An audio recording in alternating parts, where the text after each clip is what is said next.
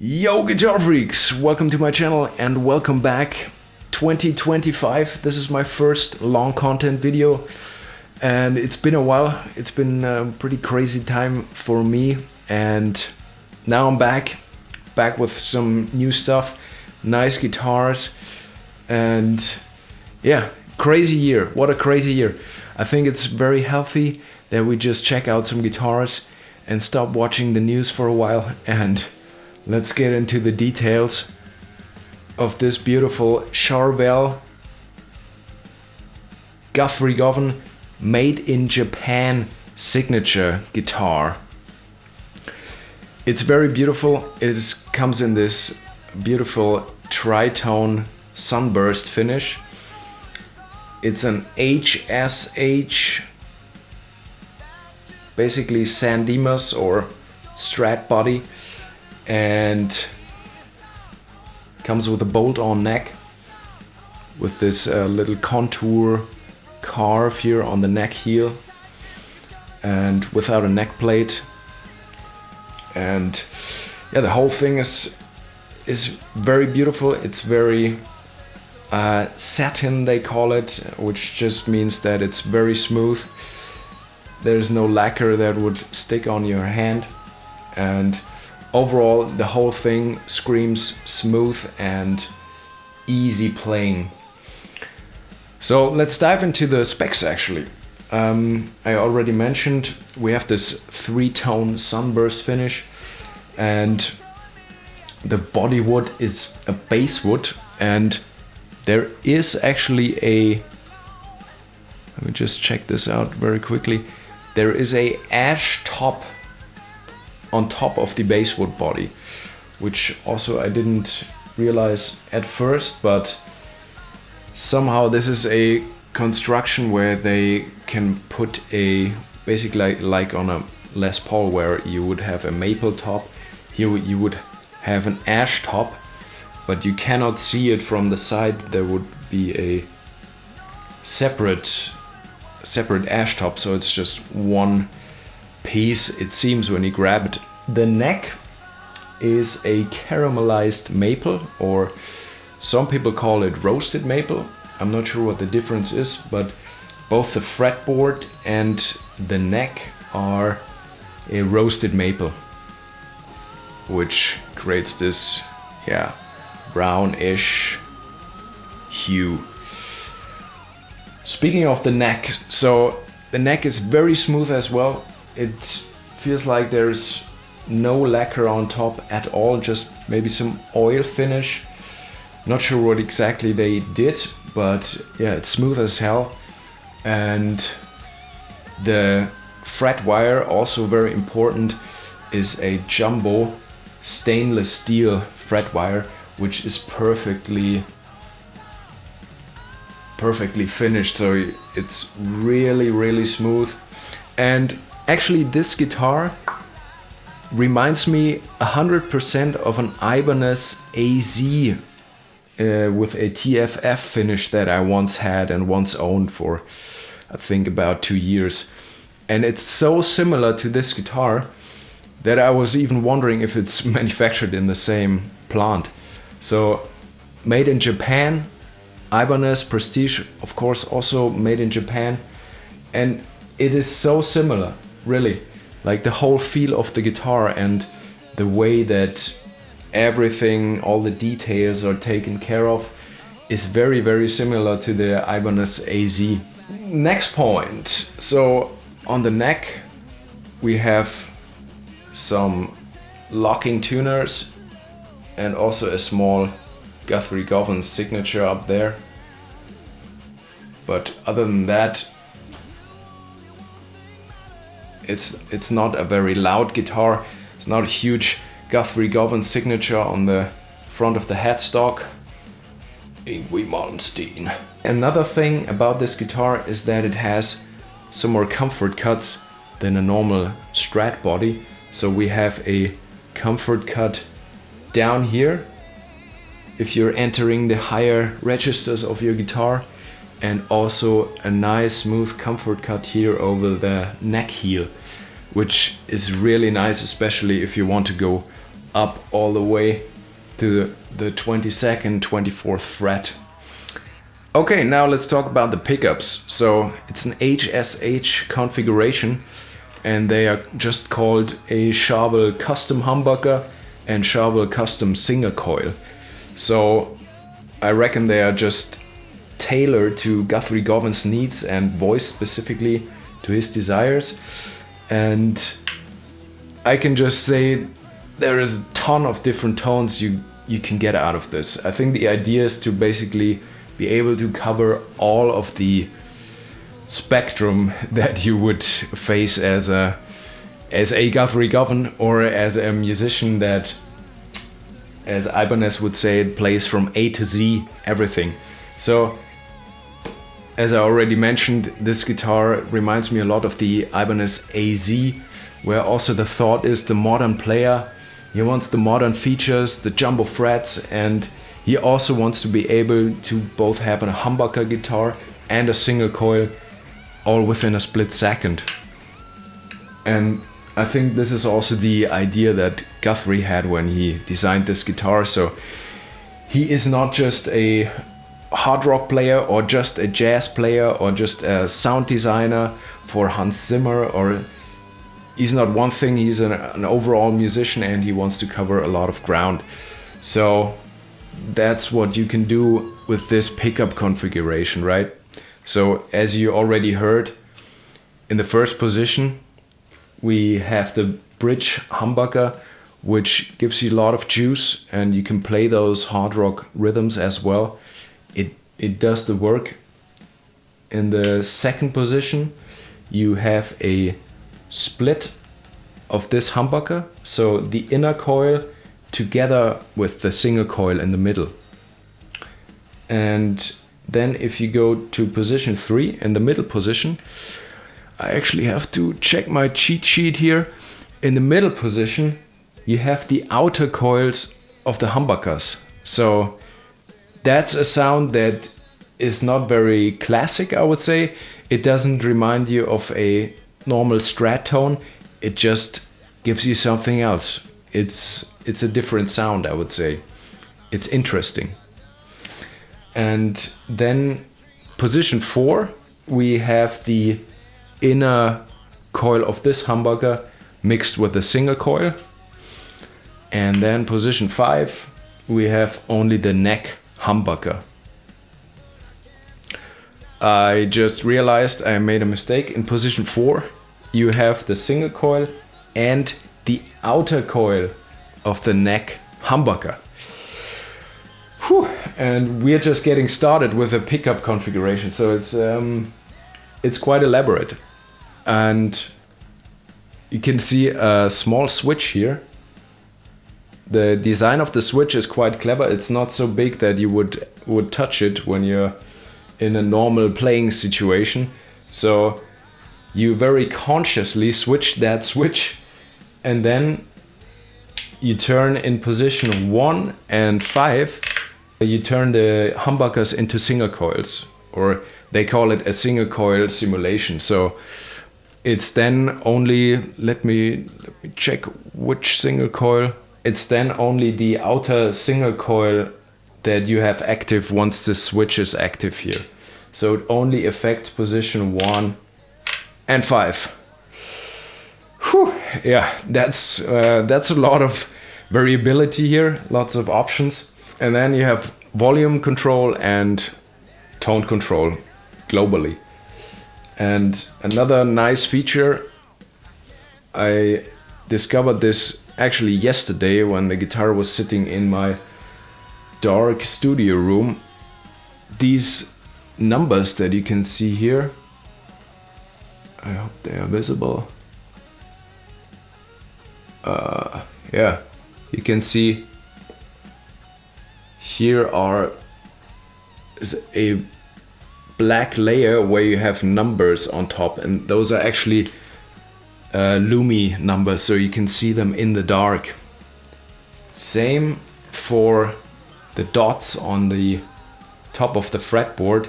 It's also luminescent dots, so you have some orientation in a dark stage, or if you're playing in a room where there's no light. I think those are all of the features. Just a general opinion, this is a sick playing guitar. It's super smooth and it has loads of different tones in it. It comes with a set of 10s, so for me personally 10s are quite heavy, so I think it took me 3 days to really adapt to the guitar, because normally I play rather lightly and this one actually demanded some more intention, some more aggression on the picking. So the legato also needs more power. So it's set up, I think, in the way Guthrie would also use it. I googled and it said once that he used the Dario 11s even, and once I read that he uses 10s. So not sure if he's somewhere in between, but apparently he doesn't use light strings. And once you know that, you also maybe understand more about how he approaches the guitar. So he has a lot more force when he applies his picking or his phrasing than, for example, a Nick Johnston, who's super light and super legato, and also uses nines, as far as I know. In the last interview I saw, he said that he uses nines now. And yeah, for me it makes sense. A set of tens for a virtuoso is rather thick, but once you get to know the guitar and understand how Guthrie approaches his guitar, it makes sense. So we have a floating bridge actually. So the bridge goes in both directions and also comes with a trem bar, which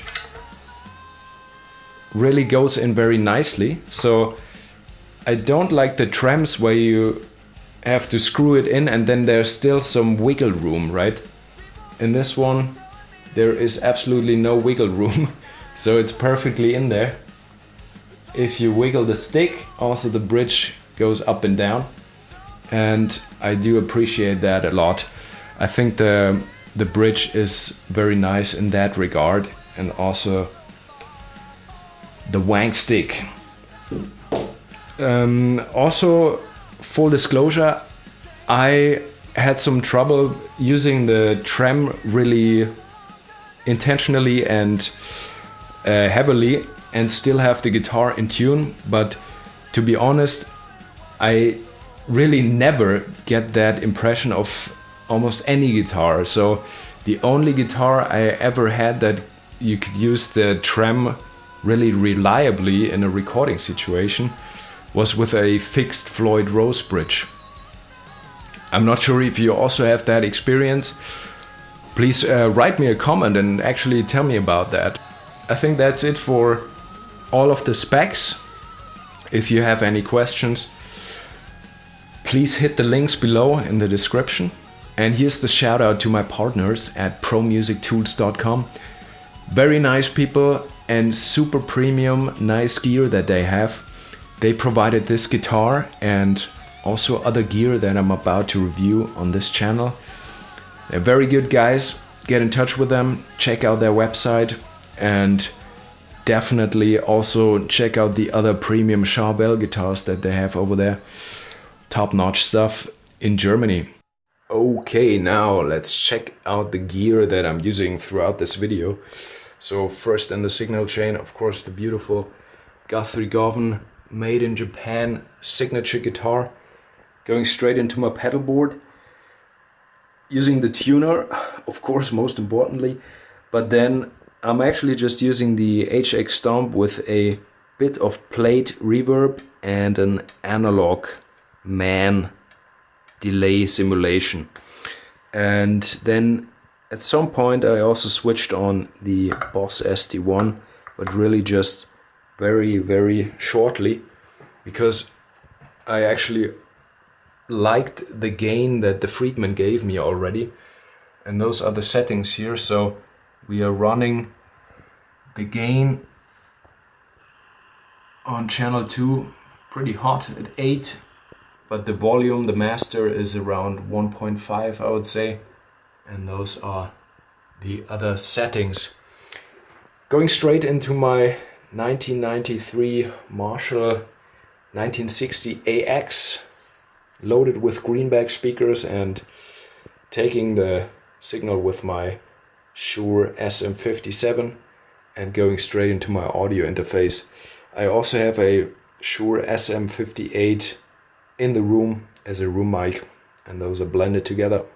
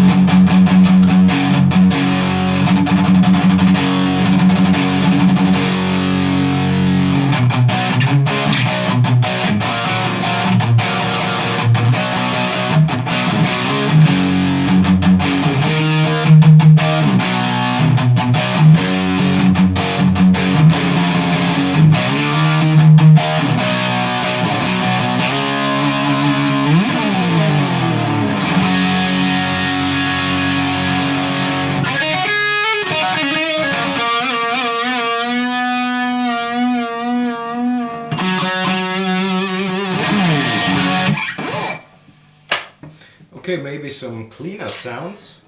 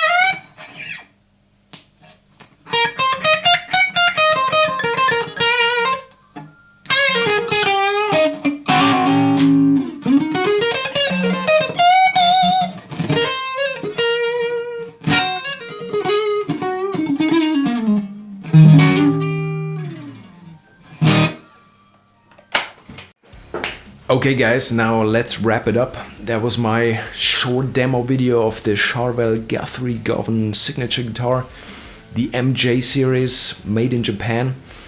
It's a different animal, it's very nice, very similar to the Ibanez AZ series, and for me it was quite the challenge to get used to the strings which are 10s and transition from my normal strings, which are hybrid set of 10s in the bottom and 9s in the higher strings. And I really needed to develop some more punch in the right hand for the articulation, and also develop a bit of more strength in my legato and in my fretting hand. And now I really enjoy the way that I play with this guitar, and I can go through the different voices that the pickup configurations give me. So very nice guitar. And if you're into that kind of fusion-y style, or you need a guitar that basically does it all, this is a really good guitar for you. Also, I'm interested in your thoughts. What do you think about the guitar? Is it something you'd like to buy, or would you prefer an Ibanez, or do you prefer the Charvel made in the US or made in Mexico? If you have any questions, also just type in the comment section. If you're interested in my original music, also check out the description of this video. And also shout out to ProMusicTools.com and the lovely guys over there for making this whole thing possible. See you guys on the next video. Rock and roll.